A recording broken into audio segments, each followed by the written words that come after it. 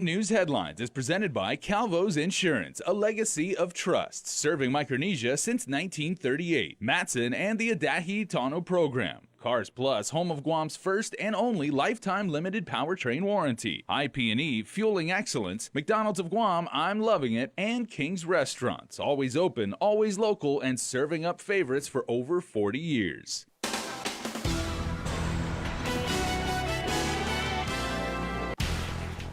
Ahead on prime time, over 600 essential employees sign on to GFT's lawsuit. Plus, Sabrina Salas-Mantanani reports on how employees affected by the COVID crisis can apply online for federal unemployment assistance soon. And all week long, the Passport to Services program will be providing free testing and resources for the island's homeless. Half a day and good evening. I'm Adriana Cotero. One new probable case of COVID-19 was reported to the Department of Public Health and Social Services over the weekend. The case tested positive through serology testing at Diagnostic Laboratory Services. Such testing is classified as probable cases. A case investigation will be conducted to determine any epidemiologic links to known cases. COVID-19 test results are reported from multiple labs at varying times of the day. Cumulative test results will be provided later this evening once all tests from the day are finalized. To date, there have been 167 confirmed cases through COVID-19 testing, provided with 5 deaths and 139 released from isolation. Visit the COVID-19 dashboard and situation report at dphss.guam.gov for the very latest updates. And we'll have to wait a few more days before the issue of double pay is officially heard before the court. Although a hearing was scheduled this afternoon, Assistant Attorney General James Canto told the court that the AG's office was never served. Would note that there is no sense of exigency here. There's no urgency. We were talking about wages, which we are in an exigent circumstances until the governor Kanagahaga calls us into. And from what I understand, in looking at this courtroom, sir, it's still an emergency because you cannot allow more than 10 people to be in here. That's apparently the reason the AG's office hasn't filed a response to Guam Police Department Officer Steve Tapasna's petition for a writ asking the court to order the government pay double pay to frontliners. Tapasna is suing the government of Guam, Governor Lou Leon Guerrero, GPD Chief Stephen Ignacio, and Department of Administration Director Edward Byrne. Assistant AG Canto represents all 4 entities in the case, and Attorney Fisher represents Tapasna. Both parties appeared before Judge Anita Sokola, but arguments were not heard. Canto stating that the AG office must also be served on behalf of the government of Guam. And Attorney Fisher plans to also serve the OAG immediately. Not to be urgent because it just involved these people's paychecks. And as I told the judge, that's not our position. It is emergent. These people are, they're having to go out. They're on the front line. Their familial lives are all disrupted. They were saying that we hadn't served them, but they were aware of what was going on and they had all the documents with them. They just wanted a little more time, I suppose, to formulate an argument. Following the hearing, Attorney Canto denied comment while Attorney Fisher informed the media that they now have over 100 essential employees supporting the case, and this includes representatives within the AG's office.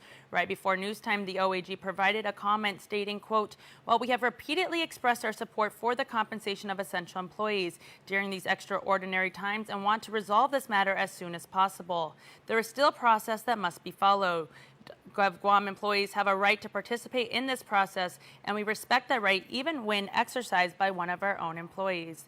The court ordered Attorney Canto to file a response by Thursday, and a continuance was scheduled for Friday at noon. And over 600 essential employees are on board with the Guam Federation of Teachers to sue the government of Guam over the double pay matter.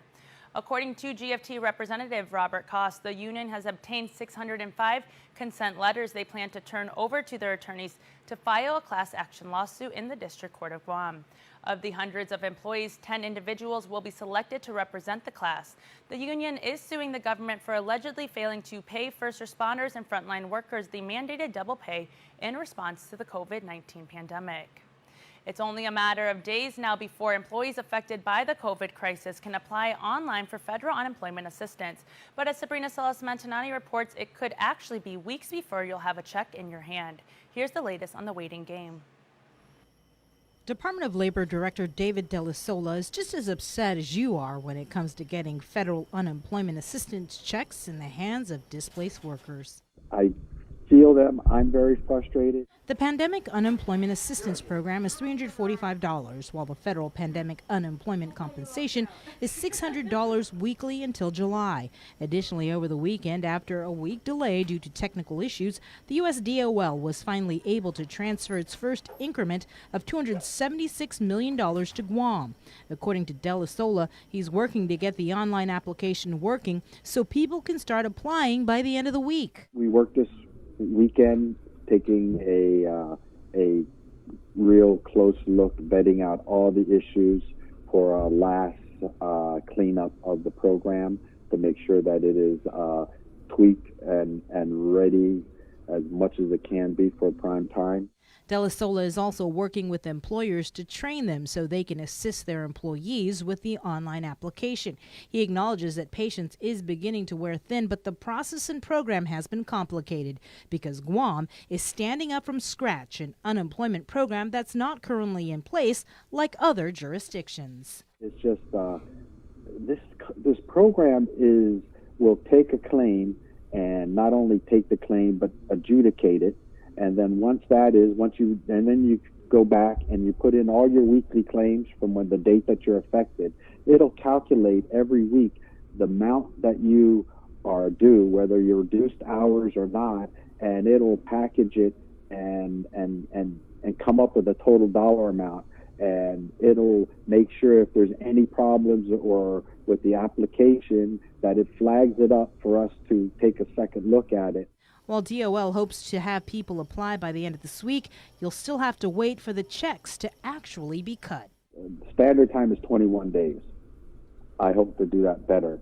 For now, De La Sola is urging displaced workers to not only have a bank account, but also enable direct deposit, so they're not walking around with huge amounts of cash when their initial check is cut.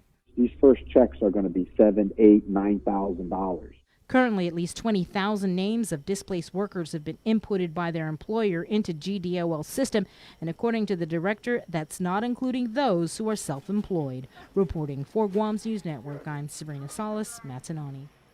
You can watch De La Sola's interview in its entirety following our primetime newscast.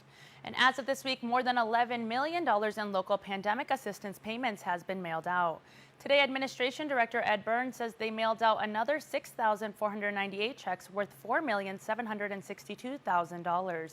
As of Friday, DOA had mailed out 8,229 checks, totaling $6,527,000.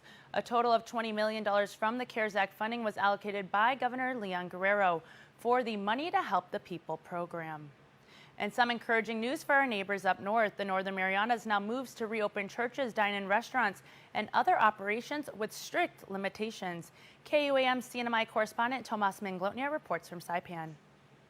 All are welcome with limitations. The CNMI is now entering its yellow level of economic recovery. Among the loosened restrictions are churches and dine-in restaurant services now allowed to open at a 25% occupancy limit. The governor and his task force spoke to media earlier this morning. I strongly believe that we're moving in the right direction and more so the right pace. The phase is informed by community-based testing data and a formula with the NMI's COVID-19 rating. So far, about 10% of the population has been tested. To lift some of the restrictions, it's using a dimming light, right? Slowly opening it up and looking at some of the restrictions that were placed since the first case we had. The move to ease restrictions also means curfew hours are now 11 p.m. to 5 a.m. Public parks, bars, the casino, video poker establishments, and e-gaming facilities remain closed. Managaha Island, though, also reopens. Even gyms are allowed to open their doors under strict guidelines for non-contact activities. There are penalties if you don't follow that. So those restrictions are there for a reason. Again, it can always be taken back. Those penalties triggered by inspections from key agencies and residents who report violations. Establishments could face immediate closure for 30 days or more based on the number and type of offenses. Overall, the community's public health response remains at the front line. I also encourage that our community do some research around what's happening in the nation, what's happening around the world, and how are we here compared to actions that have been taken. Ultimately, social distancing and face coverings are the norm as the CNMI gradually uncovers its economy. Tomas Manglotnia for KUAM News on Saipan. You can visit KUAM.com for the full details on the standardized phases to reopen with limitations. And before we head into break, Department of Revenue and Taxation has processed and the Department of Administration will mail 2018 tax refund checks for 2019. The check's a little over $8.4 million, including refunds garnished to repay government debts for air-free returns filed on or before January 27, 2020. Stick around for more news here on Prime Time. During these uncertain times, it's important to remember that we are in this together. The Calvo's insurance team has continued to service the needs of our customers. As in the past 80 years, you can count on us to be here when you need us most, when it comes to your health and the health of your family. Let's continue making the right choices by staying home, staying safe, and staying healthy. We are all in this together, and together we will rise again. We are open to serve you at Cars Plus Guam. Need a quick service for your vehicle? Visit our express lane at Cars Plus. Done fast, done right. No appointment needed. Our service team is dedicated to helping you get your vehicle in and out of the shop and back on the road quickly and securely. Simply drop off your vehicle at our express lane driveway, and one of our service advisors will take care of it. Need a ride? Not to worry. We have a shuttle vehicle ready to drop you back home and pick you up when your vehicle is ready. Open Monday to Saturday from 8 a.m. to 5 p.m. Visit us today. We are open to serve you. Gather round, the Cravings Pack from Taco Bell.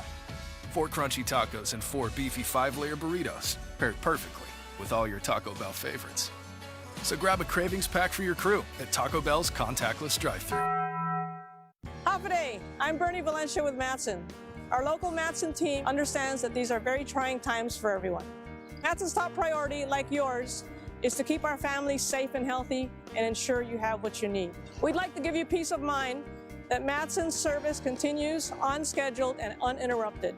Matson is committed to our weekly service from the United States West Coast to Honolulu into Guam and Saipan.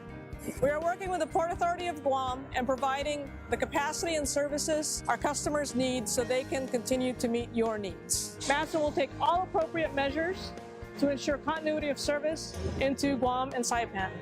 When we work together to take care of our family and neighbors, we will emerge from this as a stronger island community. This public service announcement was brought to you by the Port Authority of Guam, KUAM Communications, and Matson.